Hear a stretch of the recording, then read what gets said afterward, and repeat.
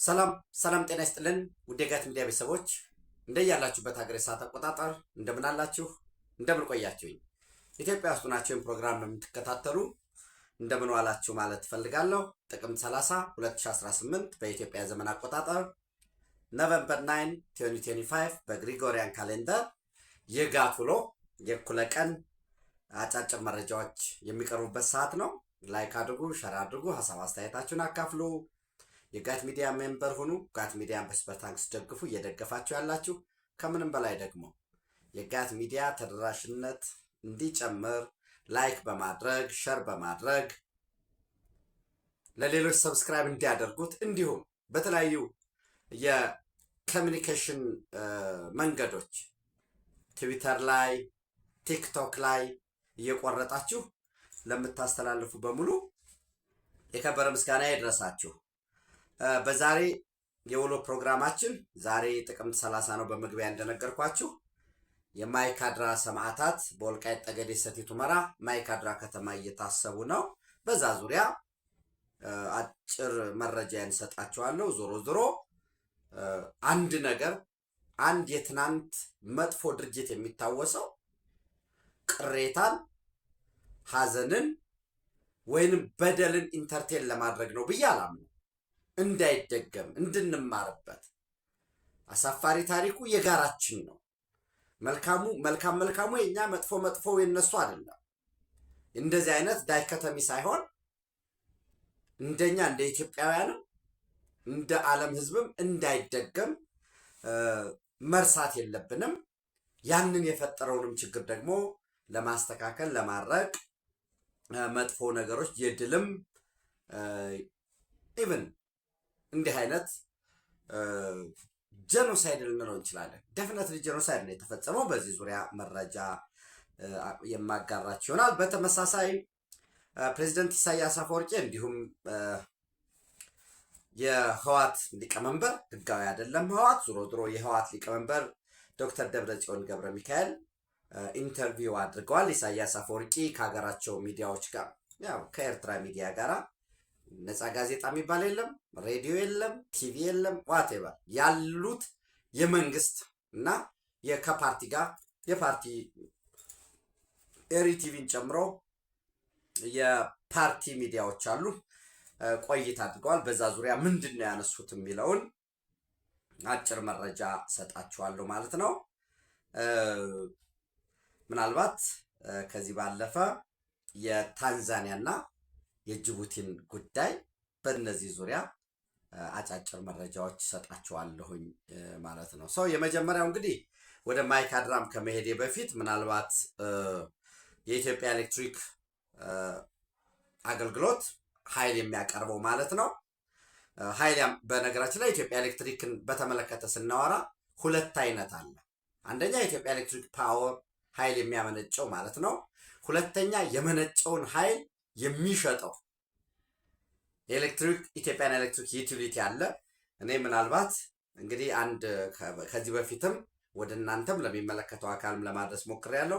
ሶስተኛ ተቋም ያስፈልጋል ባይ ነኝ። ኢትዮጵያ ኤሌክትሪክ ውስጥ ኃይል የሚያመነጨው አለ አንድ ጀስት ኢትዮጵያ ኤሌክትሪክ ፓወር፣ ሁለተኛ የመነጨውን ኃይል ወደ መሸጫ የሚያጓጉዝ ትራንስፖርት የሚያደርግ ተቋም ያስፈልጋል ባይ ነኝ። ግድብ ተሰራ፣ ደን ግድቡን ሰራ። ከዛስ ከግድቡ ወደ ማከፋፈያ፣ ከማከፋፈያ ጣቢያዎች ወደ ተጠቃሚው፣ ወደ ኢንዱስትሪዎች፣ ወደ ቤት ለቤት የሚያደርስ ደግሞ ትራንስሚሽን ራሱን የቻለ ኢትዮጵያን ትራንስሚሽን ኮርፖሬሽን ያስፈልጋል የሚል እምነት አለኝ። ከማቅለል አንጻር ከማቀላጠፍ አንጻር ማለት ነው። ዞሮ የኢትዮጵያ ኤሌክትሪክ ኃይል ተቋም ባለፈው ኳርተር ወይም ባሳለፍነው 3 ወራት ማለት ነው 73.1 ሚሊዮን ዶላር ለማግኘት እቅድ አድርጎ ይሄ ለዳታ ማይን ቢትኮይን ማይን ለሚያደርጉት ለዳታ ማይኒንጎች እሱም በመሸጥ 73.1 ሚሊዮን ዶላር ለማግኘት እቅድ የያዘ ቢሆንም ከእቅዱ በላይ ወደ 82.9 ሚሊዮን ዶላር ማግኘቱን አስታውቋል። በዚህ ሂደት ባለሙያዎች የሚያነሱት አለ። ልክ ነው። ቢትኮይን ማይነርስ ወይም ዳታ ማይኒንግ በጣም ከፍተኛ የሆነ ኤሌክትሪክ ይጠቀማል። ነገር ግን እንደምታውቁት ኤሌክትሪክ አንዴ ካመረትከው ትጠቀምበታል እንጂ ሴቭ ልታደርገው አትችልም። ኤሌክትሪክ ያው እንግዲህ ሴቭ አይደረግም። በዚህ ምክንያት ሰፋፊ ኢንዱስትሪዎች ቢመጡ ቢኖሩን የቱ ይሻላል? ምንም ጥርጥር የለውም። ማኑፋክቸሪንግ ኢንዱስትሪዎች ላይ ከፍተኛ የስራ ዕድል ይፈጥራል። ትርፉም በዛው ልክ እያደገ ይሄዳል። ነገር ግን አሁን ባለው ሁኔታ ኢንዱስትሪዎች ለመሳብ ጥረት እየተደረገ ነው። እስከዛው ግን የምናመርተውን ኃይል የቤት ለቤት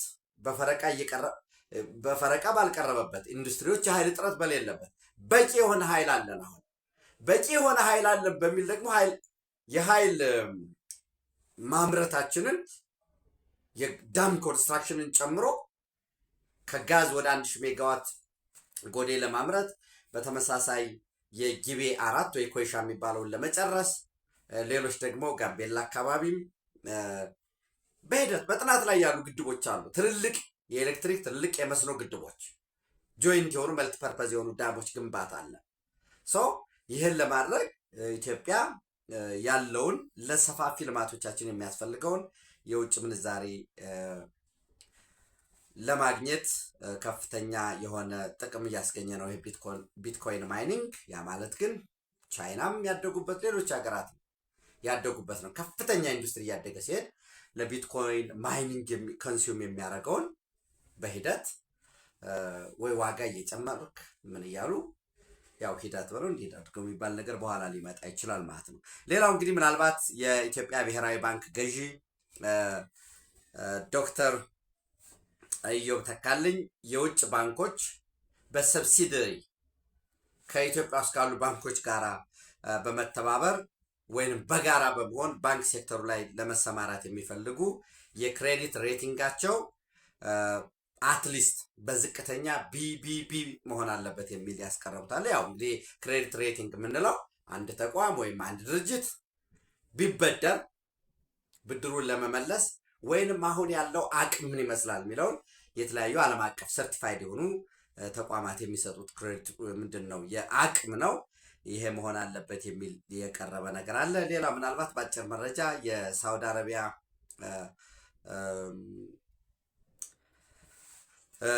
ተጠባባቂ ንጉስ ወይም መሐመድ ቢን ሰልማን ወደ ዋይት ሃውስ ነጩ ቤተ መንግስት ያቀናሉ። በዛ ሂደት እንግዲህ ዶናልድ ትራምፕ ቀጥታ ከአሜሪካ ጋራ የአብርሃም አኮርድ እንዲተገበርና አሜሪካ፣ እስራኤል፣ ሳውዲ አረቢያ በጥቅሉ በዋነኝነት ደግሞ ሳውዲ አረቢያ እና እስራኤል የኖርማላይዜሽን የሀገርነት እውቅና ኖሮ በቀጥታ ልክ እንደ ሌሎች ሀገራት የሁለትዮሽ ግንኙነት እንዲጀምሩ ይፈልጋል። ከዚህ በፊት እንዳልኳችሁ እንግዲህ ሳውዲ አረቢያ የፓለስታይን ስቴት የሚባል ሀገር መኖር መቻል አለበት። በዚህ ላይ ጽኑ እምነት አላቸው። ወይራስ እስራኤል ደግሞ ቱ ስቴት ሶሉሽን የሚባል ፓለስታይን ሀገር አይሆንም የሚል ጉዳይ አለ። እንግዲህ የሶሪያ አይኤስአይኤስ ተፈርጆ እስከ $10 ሚሊዮን እሱን ላሳየ ያለበትን ለሚያውቅ ሲባል የነበረበት እሱ ቀርቶ እንግዲህ በዋይት ሃውስ በክብር የሚስተናገድበት የተቀመጠ ነገር ነው ያለው። ይህም ብዬ ዛሬ ጥቅምት 30 2018 በወልቃይት ጠገዴ ሰቲት ሁመራ ዞን ማይካድራ ከተማ የማይካድራ ሰማዕታት በተለያዩ ፕሮግራሞች እየተከበረ ነው። በፓናል ውይይት፣ በወታደራዊ ትርኢት፣ በጧፍ ማብራት ስነስርዓት እየተከበረ ነው። እንግዲህ ጥቅምት 24 ህወሓት መብረቃዊ ጥቃት ፈጸምኩ በሚል ሰሜን ዕዝ ላይ በታሪክ ታይቶ ተሰምቶ በማይታወቅበት ሁኔታ በተለይ በኢትዮጵያ ታሪክ በነገራችን ላይ ከኢትዮጵያ በዓለም ታሪክም ልትሉ ትችላላችሁ። የራሳችን የሚሉትን በቋንቋ በዘር ለይተው ወስደው ዶልተው አሲረው ተደራጅተው ከኢትዮጵያ ህዝብ አብራክ የወጣን ኢትዮጵያን የሚጠብቀን በዋነኝነት ደግሞ ሰሜን ዕዝ ለ20+ ዓመታት የትግራይ ህዝብ እንዲያርስ፣ እንዲነግድ፣ እንዲማር ደረቱን ለጥይት ለሻቢያ ደረቱን ሰጥቶ ጉድጓድ ላይ ውሎ ጉድጓድ እያደረ ጣቱን ከመላጭ ሳያላቅቅ የኖረውን ያንበጣ ቢመጣ አንበጣ ያባረረለትን ትምህርት ቤት፣ ጤና ጣቢያ በትግራይ ህዝብ ልማት ውስጥ በትግራይ ህዝብ ውስጥ ደስታም ሀዘንም እኩል የህብረተሰቡ አብራክ ሆኖ የተካፈለውን የሰሜን ህዝብ በግፍ ከጨፈጨፉ በኋላ ዘንድ ከ6 ቀን ቆይታ በኋላ ጥቅምት 30 ማይካድራ ከተማ ላይ ቁጥራቸው 1563 የሚሆኑ ህፃናትን፣ ወጣቶችን፣ ነፍሰ ጡሮችን፣ አረጋውያንን፣ የአእምሮ ህሙማንን ሳይቀር ባልጋ ቁራኛ የነበሩ ታማሚዎችን ሁሉ ሳይቀር ማንነታቸው አማራ በመሆናቸው ብቻ ቤት ለቤት እየገቡ ቤት እያቃጠሉ የጨፈጨፉበት በኋላ ቀር መሳሪያ ሳይቀር ይሄ ግፍ የተፈጸመበት ቀን ነው። ይህን ግፍ ማውገዝ ያስፈልጋል። የምናወግዘው የምንኮንነው ድጋሚ እንዳይደገም ማለት ነው። እንግዲህ ይህንን የፈጸሙ ሳምሪ የሚባሉ ወጣቶች እንግዲህ ትግራይ ከሳምሪ አካባቢ የመጡ ወጣቶች ናቸው። ዘንድ ለስራም ለሰፈራም የሚሉ አሉ። ዙሮ እነዚህ የሳምሪ ወጣቶች ይህን ከጨፈጨፉ በኋላ ተሻግረው ወደ ሱዳን ነው የሄዱት። እዛ ሄዱ። እንደገና እዛ ሄደው ደግሞ አሰለጠኗቸው፣ አስታጠቋቸው። የአርሚ ሰባ አካል ሆነው በቋራ በደለጎ በኩል በሁመራ በረከት በሚባለው አካባቢ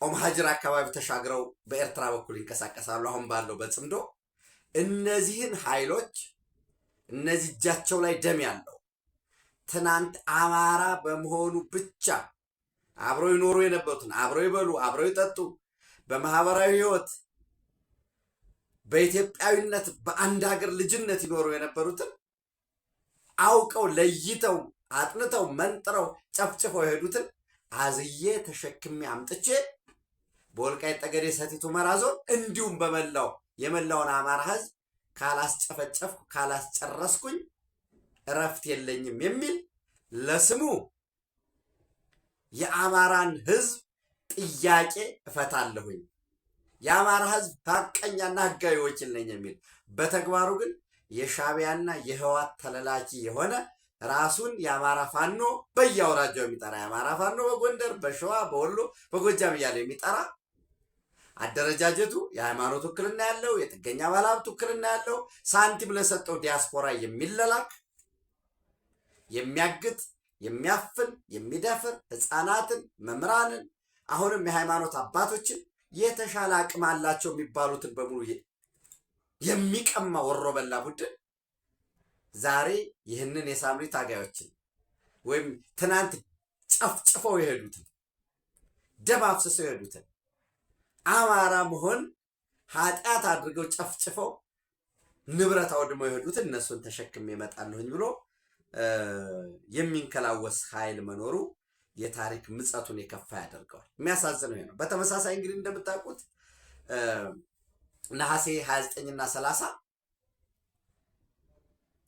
ኢትዮጵያን አፈርሳለሁ፣ አማራን ረፍት ነሳለሁ፣ በቀላለሁ ያለው ኃይል እየገሰገሰ የመጣበት ሰሜን ጎንደር ዞን ዳባት ወረዳ ጭና የምትባል ቀበሌ አካባቢ ከፍተኛ ጦርነት ተደርጎ ኃይሉ ከተመታ በኋላ ወደኋላ ሲሸሽ አረጋውያንን፣ የሃይማኖት አባቶችን፣ ሴቶችን፣ ነፍሰ ጡር ሌላው ቢቀር እንስሳትን ሳይቀር እየጨፈጨፈ እየገደለ እየተኮሰ አትክልት ሳይቀር ቤቶችን በአካባቢው በአብዛኛው ጦርነት ሲካሄድ ሸሽቶ ስለነበረ እንግዲህ በአካልም የነበርኩበት ስለነበረ ነው የምነግራችሁ።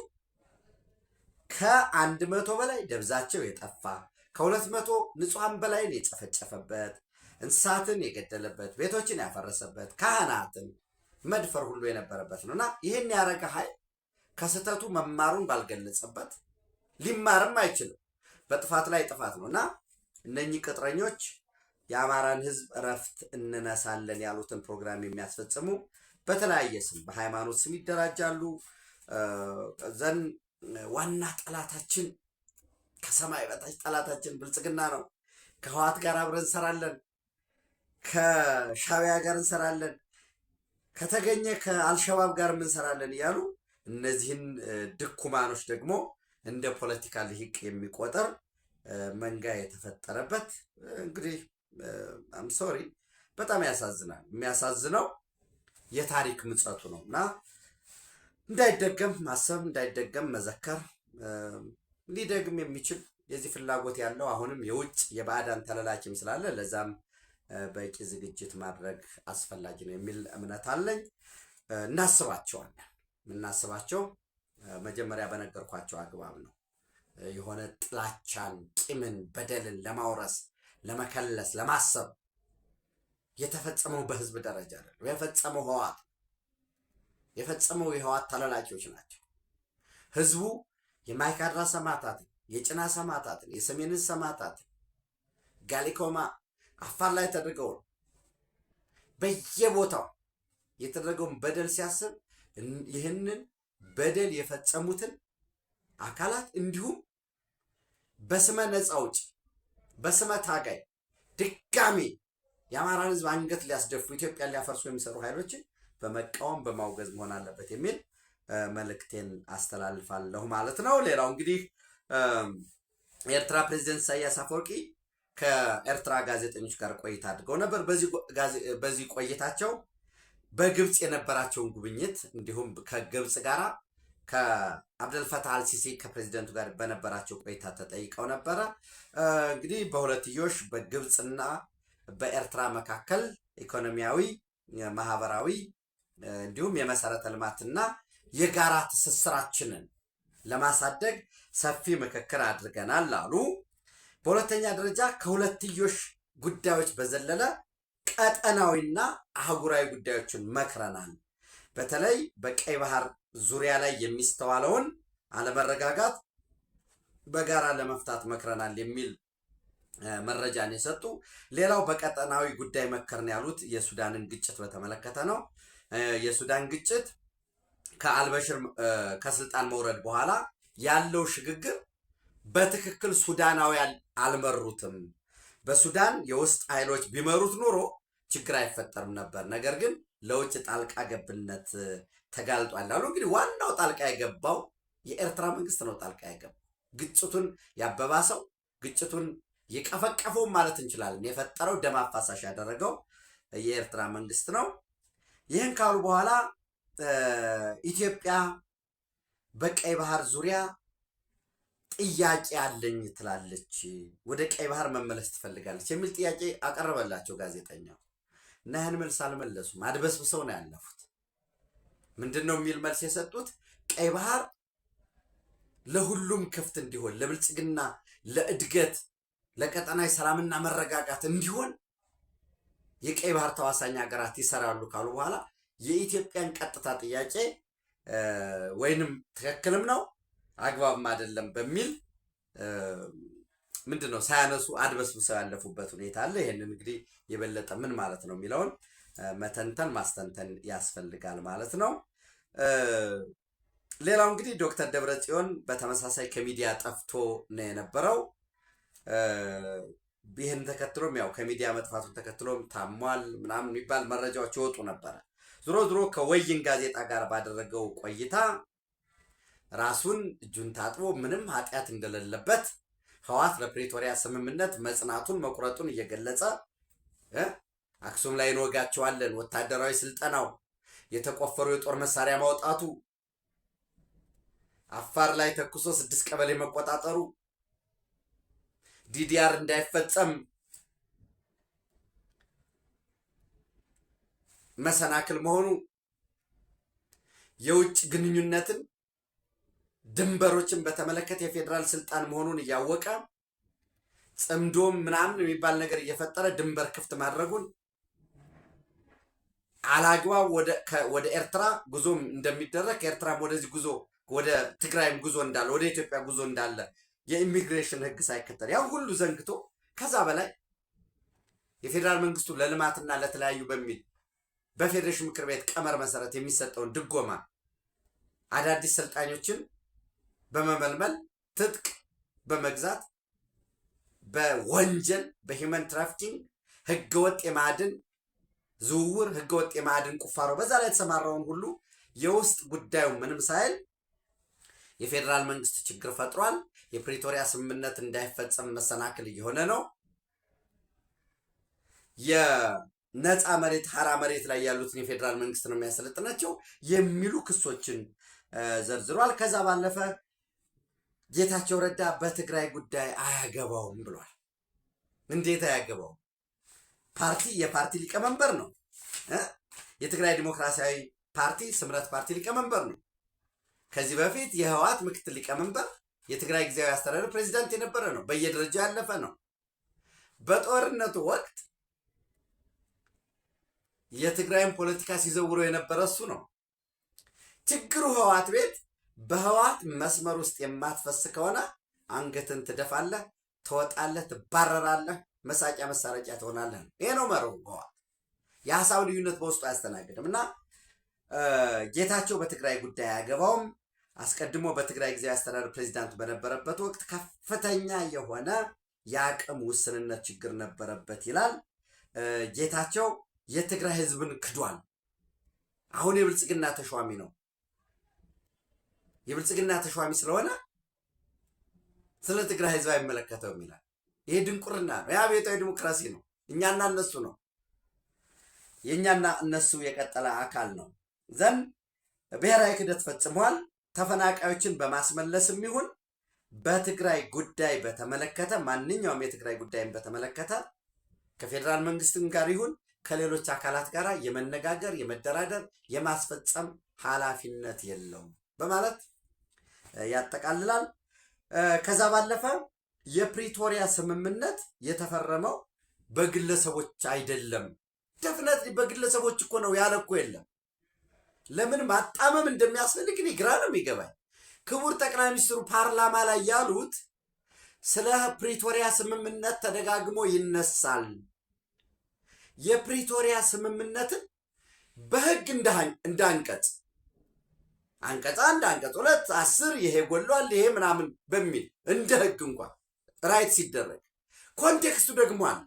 የሆነ ነገር ሲጻፍ እዚያ ለመድረስ የታለፈባቸው ክርክሮች ይሄ ይደረግ ምክንያቱም ጉድ ፌዝም ስለሚያስፈልገው የፈረሙት የፕሪቶሪያ ስምምነትን የፈረሙ ሰዎች ከመንፈሱ ከአውዱ ውጭ እንኳ ቢወጣ ጀስት ፕሪቶሪያ ይሄ ነው ብለን ብንወስድ የስምምነቱ ይሄ ነው ብለን ብንወስድ ግን ኮንቴክስት አለው። ለምሳሌ የፌዴራል መንግስቱ እንዲህ አድርጎ ያስፈጽማል ሲል ክርክሮች አሉ። ይሄ ቢደረግ ያ ቢደረግ የተነሳ ታሳቢ የተደረጉ ሶስቱ የፕሪቶሪያ ስምምነት ፈራሚ አካላት እዚህ አሉ። ጌታቸው ረዳ አለ፣ ሌተናል ጀነራል ጻድቃን ገብረትንሳኤ አለ፣ አቶ አሰፋ አብርሃ አለ። በመንፈሱም ባተገባበሩም ችግር ካለ እነሱስ ቢሆኑ እንደ ግለሰብ ፈራሚዎቹ ጀስት ወክለው ህወሓት ነው። አሁን የተፈረመው ምንም ጥርጥር የለውም ከፌዴራል መንግስት ጋርና ከህወሓት ጋር ነው። ነገር ግን ህወሓት ደግሞ ያንን የተፈረመውን ስምምነት ለመተግበር ፍላጎት አላሳየም። እስቲል ግን የተፈረመው ከህወሓት ጋር መሆኑን የረሳ የዘነጋ የለም። በኮንቴክስትም በማስረዳት ረገድም ችግር የለበትም አሉ ለማለት። ዞሮ ዞሮ ግን የህወሓት ሰዎች ማደናቆር ማደናበር እንደ ትግል ስልት ስለሚጠቀሙት ነው። እኛ ይሄንን ፈጽመናል። ዲዲአር እዚህ ላይ ነው ያለንን ከባድ መሳሪያ በዚህን ያህል ቀን አስረክቡ ይል ነበር። ቀላል መሳሪያ እንደዚህ ይል ነበር። ይህንን እንዲያድርገናል። በኋላ ላይም የናይሮቢ ዲክላሬሽን ስላለ ማለት። ነገር ግን መሳሪያ እየቆፈረ ያወጣሉ፣ ዛቻ ያደርጋሉ፣ ያስለጥናሉ። ኮማንዶ ብለው በላዩ ላይ ሞተር ይነዳሉ። ማንገራገር ነው፣ እናጠፋቸዋለን ነው። ለፋኖ በቅርብ ከ3-4 ቀን በፊት 3 ኦራል ሞርታር ተተኳሽ ይሰጣሉ። አብረው አንድ ላይ ግንባር ይገባሉ። ወልዲያ ጥቃት ፈጽማሉ እና ማደናበር ይሄ ነው ያለበት ሁኔታ ማለት ነው። ዝሮ ዝሮ የኢሳያስ አፈወርቂ የደብረ ጽዮን በተመሳሳይ ጊዜ መግለጫ መስጠታቸውም ራሱ የጽምዶ አካል ነው ወይ እንድንል እንድንጠረጥር የሚገፋን ነው ማለት ነው። ሌላው እንግዲህ በጅቡቲ ስናይ ያው የጅቡቲ ፕሬዝዳንት 77 ዓመታቸው ነው።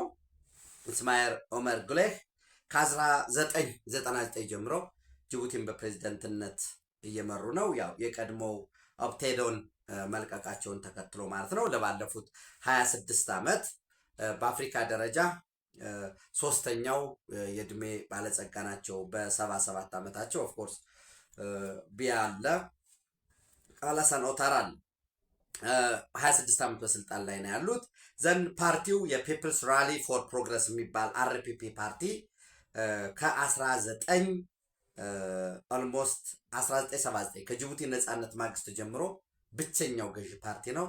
46 ዓመት ጅቡቲን እያስተዳደረ ያለ ነው።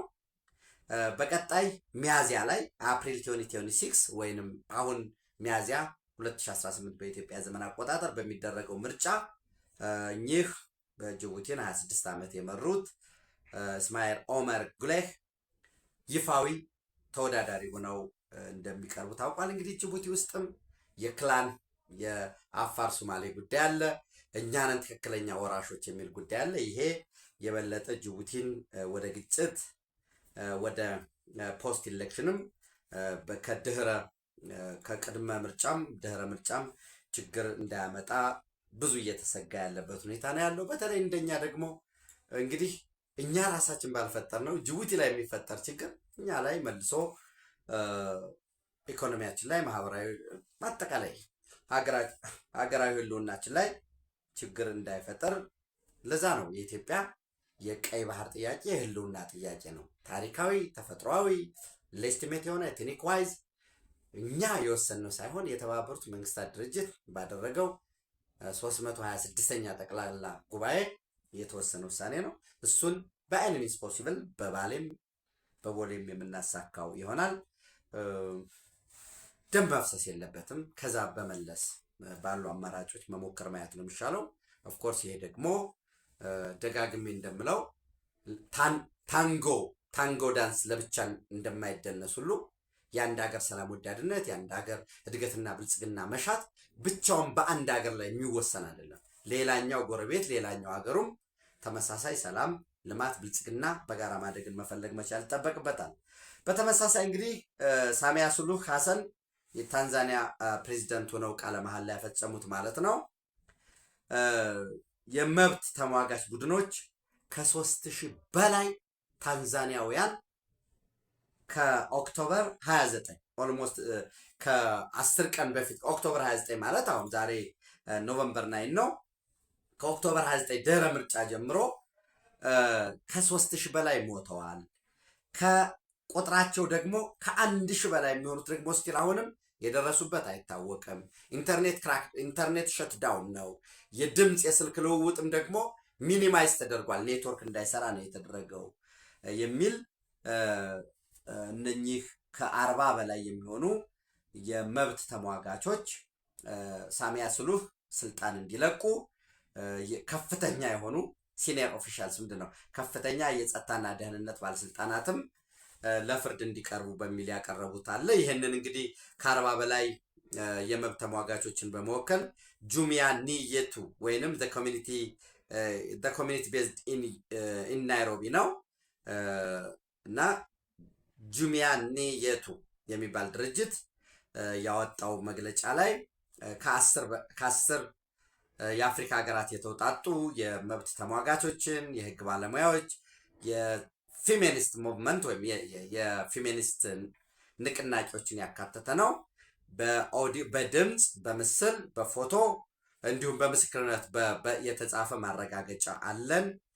ከ3000 በላይ ሐኪሞች ምንም በተሳትፎ ላይ ወይም በራሊ በተቃውሞ ላይ ያልተሳተፉ ቤታቸው ላይ የነበሩ የጎዳና ተዳዳሪዎች፣ ሐኪሞች፣ ወጣቶች፣ አረጋውያን ግድያ ደርሶባቸዋል። ጉዳቱ ከዛ በላይ ቢሆንም ስቲል የታንዛኒያ መንግስት ለውጭ ገለልተኛ አላደረገም ለምርመራ። ስለዚህ የአፍሪካ ህብረትም የሳድክ የሚባለው የደቡብ አፍሪካ የጋራ ኢኮኖሚያዊ ማህበር ወይም ሳውዝ አፍሪካ ዲቨሎፕመንት ኮሚኒቲ የሚባለውም የሚመለከታቸው አካላት ነፃ ግልጽ እና ከወገንተኝነት የጸዳ ምርመራ እንዲያደርጉ የሚል ክስ የሚል ስሞታ አቅርቧል። እስካሁን የታንዛኒያ መንግስት ወይንም ሳሚያ ሱሉህ ሐሰን ፕሬዚዳንቷን ጨምሮ እየተሰጠ ምላሽ የለም። እነኝና ሌሎችን ምላሾችም ሌሎች ወቅታዊ ወደ እናንተ ቢደርሱ ጠቃሚ ናቸው የምላቸውን መረጃዎች ምሽት ዘወትር በኢትዮጵያ ሰዓት አቆጣጠር 12 ሰዓት ላይ ጋት ዕለታዊ ማድረሳቸው ይሆናል። ኢትዮጵያ በክብር ለዘላለም ትኑር። ታንኪዩ